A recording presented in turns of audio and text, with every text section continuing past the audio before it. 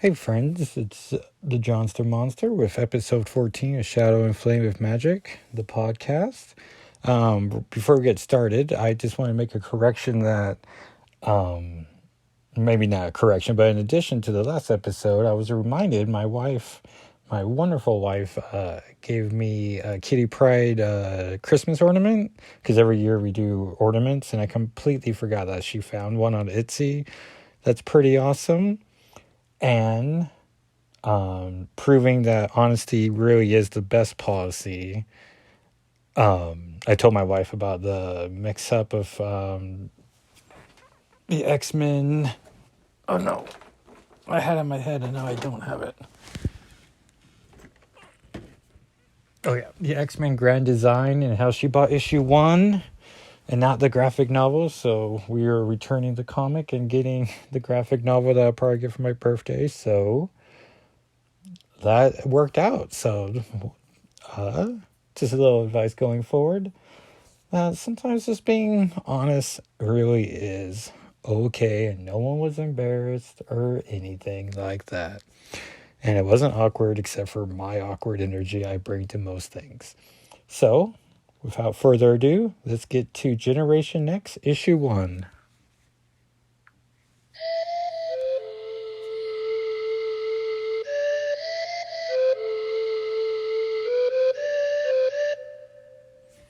And thanks again to friend of the show, Francisco, who developed that theme for us. And as a big thank you, we are dedicating January to Generation X, as he's a big Age of Apocalypse fan. And I'm a big fan of Shadowcat. So the two things met and made a great duel. And so Generation X, Enter Now, Age of Apocalypse, came out in March. And it was $1.95, or it cost you $2.65 cans.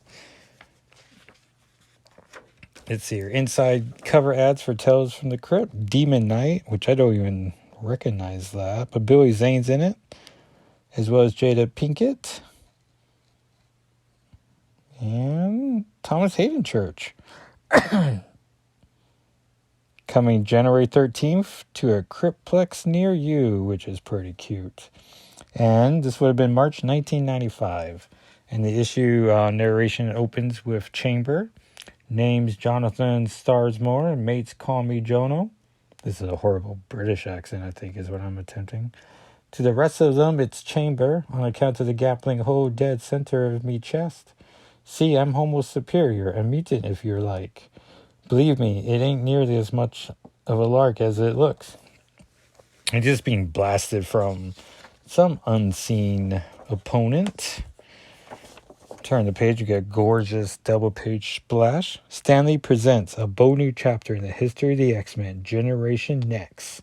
In front, from the top, credited by Carlos Bacalo and Scott Lobdell. Inker Mark Muckingham. Color Steve Basilato / Electric Canyon Crown. Lettering Starkings Comic Craft, which I remember as being a Richard Starkings in Comic Craft. Editor Bob Harris, which I sort of like how Carlos Pacello name comes first. And so naturally during the Age of Apocalypse, all the X-Men titles got switched around. Excalibur became Excalibur, dropping the E and going with the X-Caliber. And Generation X became Generation X. Very clever titling. And we're following an upstart team of mutants. And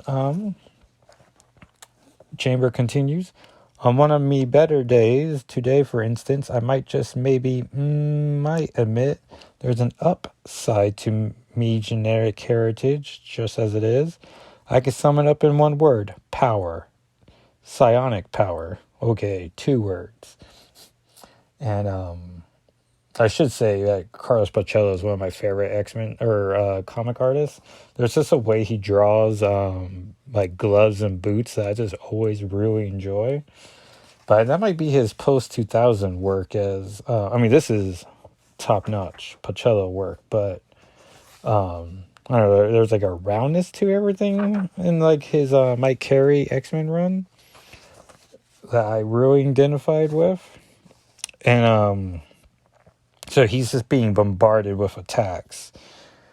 He continues, my sonic power growing up, Poppy told me, Lad, you've got enough energy inside your frame to level your majesty's entire royal fleet. Didn't know what he was on about. Probably some kind of reference to some political structure, what existed before now. Before it all came down to a nasty piece of work named Apocalypse being in charge of most everything. Everything is except us, the X-Men. Which I never narrate in such poetic terms. Or narrate at all. Maybe I need to narrate more often. And I guess for any people just joining, which thank you for joining. Age of Apocalypse, Xavier's son, Legion, went back in time, and I forget his motivations, but it was not to kill his father. But instead, Xavier does get slain, and of course that changes history in ways you wouldn't think it wouldn't. Like, the Shi'ar Empire shouldn't have changed, but somehow it did. And so, yeah, British Empire is not exactly how it is known.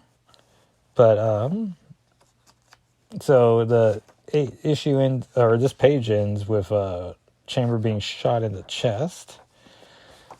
And I should be able to sense your thoughts. Oh, as a Scion, I should be able to sense your thoughts. And he's, so he knows who's been attacking him. And he's not impressed, as he still be able to walk around. He's talking to a Claudia, and Claudia is some woman inside a computer system. So I guess it's Cerebro, but Cerebro never existed, so we had Claudia. And as he's highly distracted, he gets yanked from behind. Not too daft. Sometimes in all the palaver, I forget that I'm not, none of us are full-time X-Men yet. Magneto wouldn't allow it. Buckethead's a little bit strict when it comes to that. And I forgot that the point of these exercises is simplicity itself. Kill, and he gets thrown into like some leaves. And there's an ad here for Gargoyles coming to video on February 3rd, the Gargoyles movie, which I remember being legit, like a good, like, one of those classic things where they like show you 5-part episode opening arc and then later like package it to a movie. I want to say it's on Disney Plus. I wonder if Walker D would be interested in that. You could buy the VHS for $20, which is amazing that we still sell DVDs at $20. Like, those didn't mark up too much. Kill or be killed. Though if I'm going to die anyway, I can think of worse ways to go. So he's still trying to like get back on his feet, but he just keeps being like thrown around, and then someone tackles him finally and just starts making out with him. And we find and we're introduced to Age of Apocalypse Husk, Paige Guthrie, which in this continuity is a brunette. Like, who knows how that worked out. And so now they're flirting in the midst of the battle. She got the edge on him, and she just wants to keep kissing him. And he's trying to lecture her about what she could have done differently. And then all of a sudden, Mondo, her skin from the Generation X days. I want to say he goes from he's like Jean Grey. Like, sometimes he has a code name, sometimes he doesn't. But he's like in giant Hulk form here, or maybe even like 6 Hulks. Like, he's a giant as he has Husk and Chamber in either hand. He's like, Mondo is sick of risking Mondo's life while you two suck face. It's like, oh, Mondo, what is going on? When there's more than 2 of us at it, the rules have got to change. then we get a 2-page bulletin here from X-Facts, January 1995. The dream is over. A man who should never have died is now gone. His passing marks the loss of the world full of promise, a world of hope unfiltered, and heralds the coming of a reality rife with the ravages of chaos and confusion, an age of madness and destruction. Enter now the age of apocalypse. Let the nightmare begin. And there's a fictional map here, and I'm always a sucker for fictional maps. But America's been broken into. San Francisco, ruled by Holocaust, which is an awkward name. I'm surprised even went past the censors even then. Next to that is McHale's area. Abyss has the section of America below that. And in Chicago is Mr. Sinister. And then to the right of that, so pretty much everything to the right of the Mississippi is under the direct control of the apocalypse. Canada is considered the Badlands, scattered human hideouts. There's the Wall of Apocalypse, and I guess he just leaves the Arctic alone. There's Apocalypse Island, formerly New York City. Africa is ruled over by Dr. Fields. Sorry, that's pointing to Southern Asia. There's human settlements in Africa. Europe is, I guess, high evolutionary is fine. Not fine, because Wondergore Mountain is destroyed. Oh man, Dad's eyes are getting hard. The London's the capital of the Human Council. Mirror Island security grid's fine. Mirror Island's a Sentinel processing plant, so opposite of fine. On the wish list is Astonishing X-Men 1, X-Men 1, Generation Next 1, hoping to recruit the next generation of mutants for the crusade against Apocalypse. Magneto reveals the long-hidden truth. Oh, well, that spoils the ending of this, but you will see.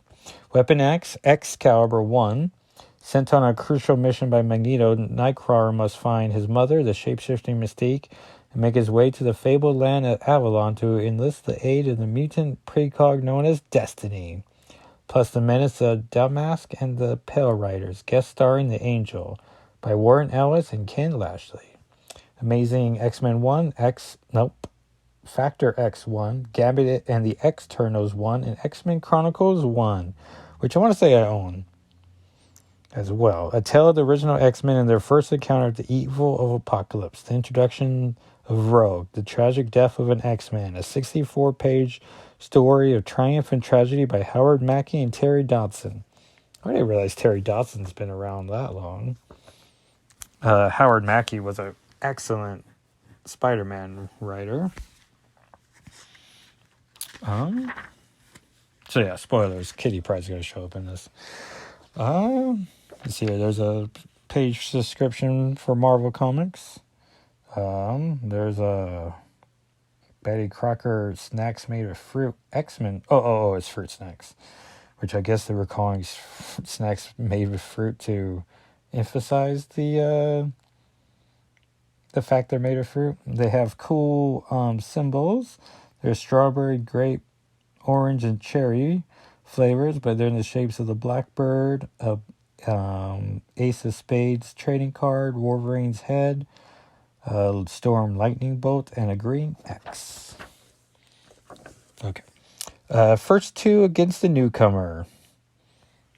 And so Chamber's saying if he only waited a couple, because they're under a time limit. They're supposed to defeat everyone in a 3-minute exercise. So if Mondo just stuck around for 30 seconds, he would have gone without having a fight. But instead, Chamber has to unlock his giant hole in his chest and unleash all of his psionic powers. And Mondo's screaming, "Mondo doesn't hide for hate, psychic energy." Or psionic energy. And then Husk shows that she doesn't need to just change her entire body. She can just shred her skin on her hand and reveal a sharpened knife. And so she holds her new knife up to Mondo's neck. And then all of a sudden the 3-minute mark is up. They hear a egg timer ping. And then Colossus comes down. It's a pretty cool costume of his. He has like a head bandana like Raphael sports in Rise of the Ninja Turtles. And like big old gauntlets on his arms, and his boots are gigantic. Colossus. Legend has it years ago, him and his brother were Russia's greatest heroes back then when there was a Russia. Before his brother became a horseman of his lord and ministry. Bow your head, now or die, apocalypse. He made his way to America after the horror started and offered his services to Magneto. Mind you, though, he seems content to keep us as trainees as a constant boil. Pretty obvious to everyone involved, this is not a happy person.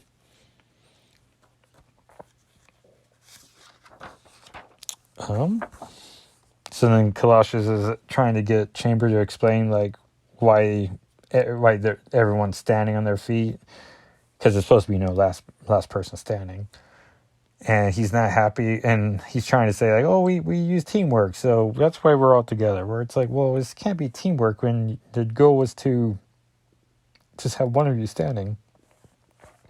Then Husk shows off that her power set isn't just metals. Like she can turn her hands into liquid goo or acid, and she does that jumping on Colossus's back and spraying him with acid essentially. There ain't many things in life more disgusting than a whiff of burning techno-organic metal, combined as it is with whatever acid Paige Guthrie has managed to morph into. And Husk is just like basking in the almost victory she has when all of a sudden from the back of Colossus' head a voice comes out. That's a matter of perspective, Hayseed, from where I stand. Dramatic page turn. You're a memory, and we get to see the new Age of Apocalypse Shadowcat. Reckons she's our teacher, tormentor more like. And it's a great costume design. It's very sleek, where it's all black with a, somehow a pair of sleeves that are not connected to the body of her shirt. So that must feel silly putting on. Anyways, and then she has, I don't know how you describe it, but I won't butcher the description of it. But it's if you just Google Age of Apocalypse Shadowcat, you just see it immediately. And it's on the cover too. But it's essentially a shirt, but without the above the breasts and the show, and there's no shoulders, so everything from the chest up is gone. And then she has two sleeves that are, they're disconnected from the outfit itself. And then she has gray metal gauntlets around her wrists that stick out three claws like Wolverine, which I don't know ever gets explained in the Age of Apocalypse besides she hangs out. Like, I don't know if Age of Apocalypse, Wolverine, and Shadowcat ever share panels together, but maybe we'll see that. And then she has also a silver belt, and then on the buckle of it is the X symbol, because they're still all about branding. And then Shadowcat says, look at this, lazy and sloppy, together again. You just lay there, lazy. I'll be back in a minute with a whisk broom. And then she just starts slashing into Husk's face, and Husk just runs away, saying like, oh, it's only a flesh wound. It's okay, Mondo. But she is just torn apart. And I guess Kitty, knowing that, or not Kitty, but Shadowcat knows how Husk's power works, so she can't just slice into her, but, it still hurts. And I imagine it's one of those things where, like, it doesn't hurt if you rip off the skin of your own hand, but if someone else rips it off, then it will hurt a lot more. And she's like, oh, is that concern for you, teammate? You kids are so gosh darn cute. I might even let you live another 10 seconds. And Husk is trying to bait Shadowcat to get closer, and she turns her hand again into a metal. And as soon as Shadowcat's close enough to her, she Husk stabs her, but her power is to phase, so she just lets it go right through her. He's like, you Megamorphs are so overconfident, though it might have worked against someone who wasn't intangible most of the time. It does a shift left kick straight to Husk's face that would make Chris Sims happy. Which I don't know. Wait, whatever happened to Chris Sims? And Colossus takes note of something happening behind him. Rasputin always pays more attention, which means it's now or never. Me, I'm for now. He's too big of a blighter to take on myself, but a tree should do the trick. And for all we pleat and whine about our teachers, it's nice to know we've learning something, even if that something is how to be sneaky, devious, and ruthless. So Chamber knocks down a tree, and that tree hits Colossus over the face. And he screams, "No!" as Shadowcat is literally going to end Husk. Yes, otherwise, how are you kids ever going to learn? You think the Sentinels are going to go easy on you, or the Flat Scans, or the Bad Seeds? Well, I don't recognize what the Bad Seeds are. I'm only doing this for your own good. And Husk is like, you're all heart. And Chamber continues narrating, don't ask me where it came from, because, I don't know how he manages to pull it off. Those things manage to snag her before she can catch her breath. Not being able to inhale makes it sort of hard on the Gil to phase herself. And so Skin is just wrapping himself around Shadowcat and pulling her away from Husk. And Shadowcat's able to wiggle out of all of this and pull Skin down to the ground. We get an ad for a Spider-Man game that had Venom and the Sinister Six going after him based on the 90s cartoon. Came to Genesis and the Super Nintendo because that's how long ago 1995 was. I want to say this is a game that predated the Maximum Carnage. If I'm remembering my Maximum Carnage timeline. And this one featured the Fantastic Four. And I'm a big Maximum Carnage fan. I was age right for it. It's a shame Disney doesn't have like an animated arm where they can just make direct-to-DVD adaptions of their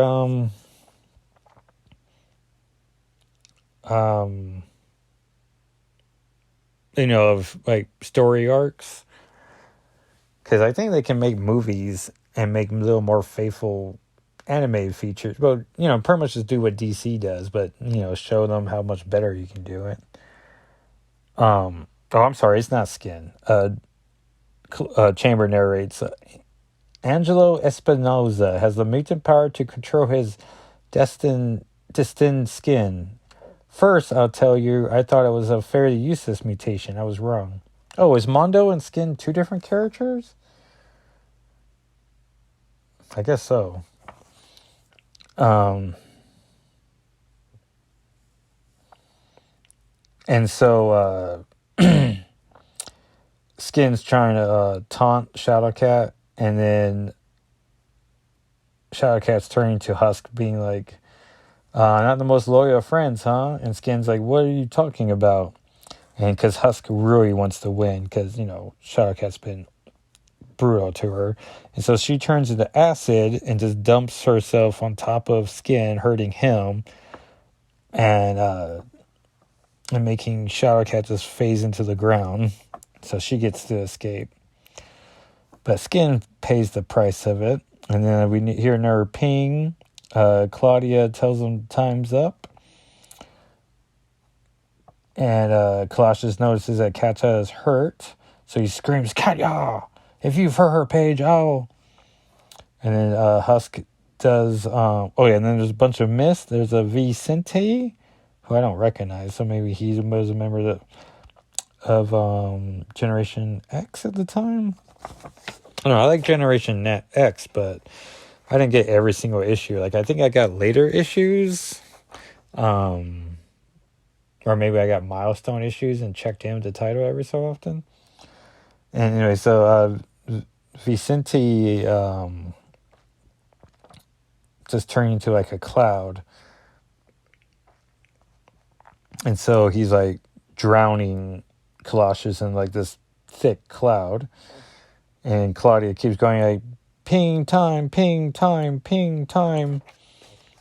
There's an ad for the 1995 Flair Marvel annual card, which is always amazing. East Coast Comics took out an ad for, their entire backlog at the time. I'm trying to see here. Other publishers, DC, X-Men. Oh, X-Men must have been the actual, like the Jim Lee Claremont X-Men. Issues 6 through 10 and 25 would got you $6. Oh, Uncanny X-Men issue 12 would have gotten you $175. And let's see what 140 or 129 would get you. Or how much it would get you to pay to get 129. Man, I butchered that. Issue 141, $22. Oh, I guess they're priced by dollar amount. And so I'm trying to go 119. 119 would have been $14. So not horrible.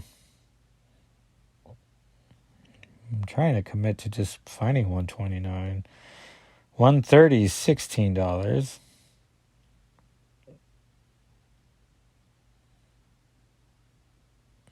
Oh man, oh dad's eyes. And then finally here, enough. And Chamber continues narrating. If you want to know why everyone stops dead in their tracks, you have to know something about the man called Magneto, leader of the X-Men, the governor. Here's a bloke who's managed through sheer force of will to gather some 24 mutants around him, us included. And it might seem daft, but he done it with the goal of saving the entire world from apocalypse. That, and he's pretty much a homebody. For most of us, it's the first time we've ever even seen him. If he decided to make the trip through 2 hot zones in the prairie, you can pretty sure it ain't just to check on the greens.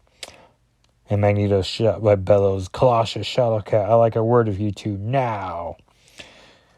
And Shadowcat's like, yes, sir. And Chamber continues narrating. Translated, that means lose the kids. The trio Ojai Muckety Mucks head back to the tomb, the oldest standing structure in the Rockies. Survived a dozen bombings or more, our base. While none of us are privy to it, it's clear somebody's in trouble. And Magneto continues like, I confess to something of a loss. Before I departed Westchester, I gave specific instructions. The two you were to assemble the students and prepare to move on my word. Instead, I find them, in Colossus, is like, being prepared, Eric. As we said, I guess this is a bad Russian impression I'm trying to do. They would be, with all respect due to you, Magnus, I would not have you barge in here and undermine my authority in front of the students. And Magneto's like, your authority, Peter?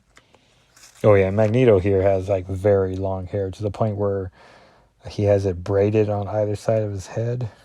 So it's like a pigtails, but long enough where the tails just drape over his chest. And Magneto says, and what would your authority be worth if it turns out this bishop is telling the truth, as I fear may be the case? And then we see Bishop in like a monk type of outfit, but still with the M tattoo, because that's how you know it's Bishop.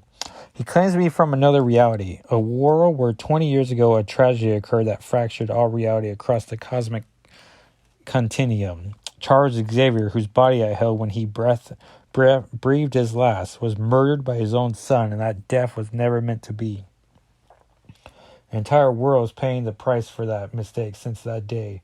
Nightcrawler and Gambit, and Bob Harris has a note saying, see, Excalibur 1 and Gambit and the Externals 1 for the rest of the story, Bob, are bringing me the resource I need to verify Bishop's claim that his existence is a temporal aberration. It may very well fall upon you and your charges to acquire the means with which to travel back in time.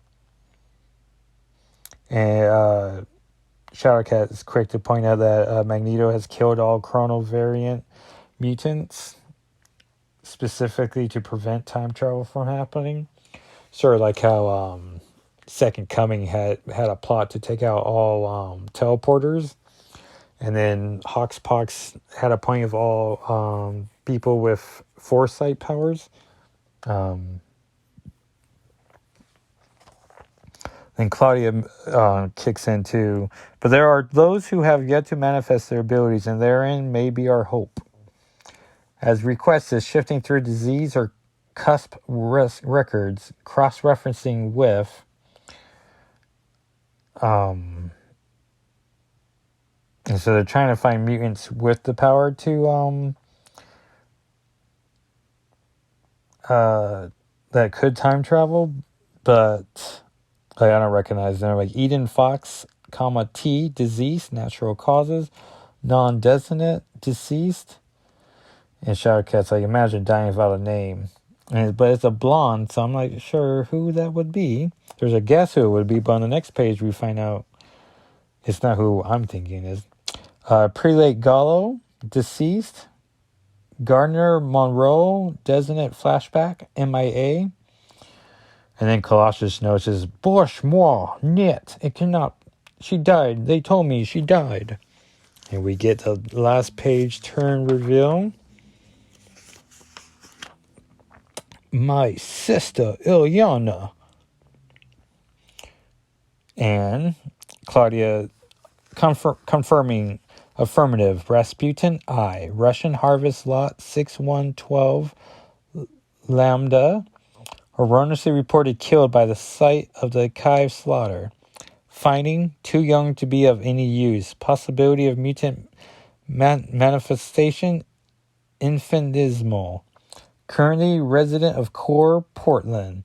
Likelihood of rescue 0.000%. Next issue. Like magic, into the heart of the slave pits. Be here. And there's a ad for Peter Pan Creamy Peanut Butter, now with free Spider-Man mini comic on the lid. Collect all 4. And I guess if you collect enough, you could get a cool Spider-Man watch, because this is the Spider-Man animated series is in full swing, pun intended. And then also you could have gotten your own picture in an X-Men Captain Universe comic that I remember legit trying to convince my mom to let me give them the come on, I don't know, how much is this? How to order. To order your personalized X-Men comic, either go immediately to your nearest comic book retailer or call this number. No limit, order as many as you like. Each comic is $15 plus $3 shipping and handling. Oh yeah, so I mean 1995, I was what? 95, 82. I was 13. Like, I should have been able to do this.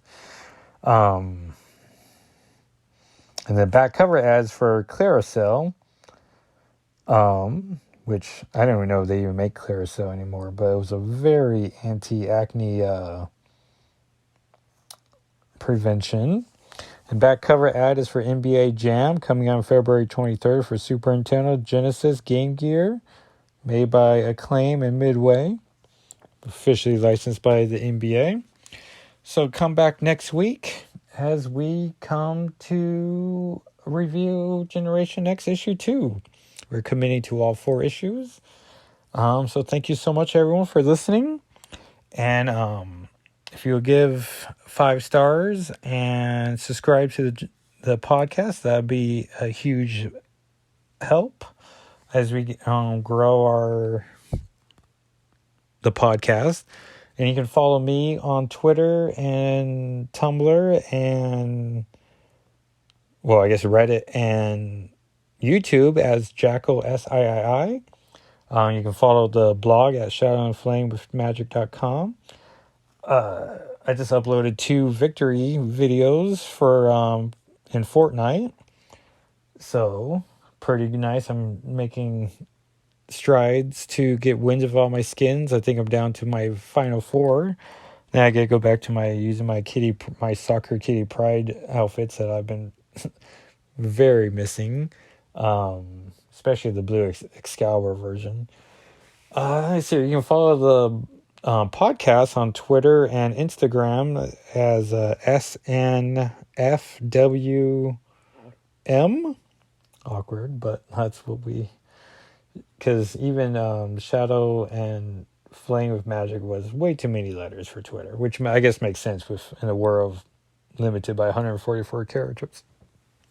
Thank you again, Francisco, for providing the theme song for the show. And we'll see you next week. All right, everyone. Bye. Oh, and Happy New Year, everyone. Probably should have put that in the beginning.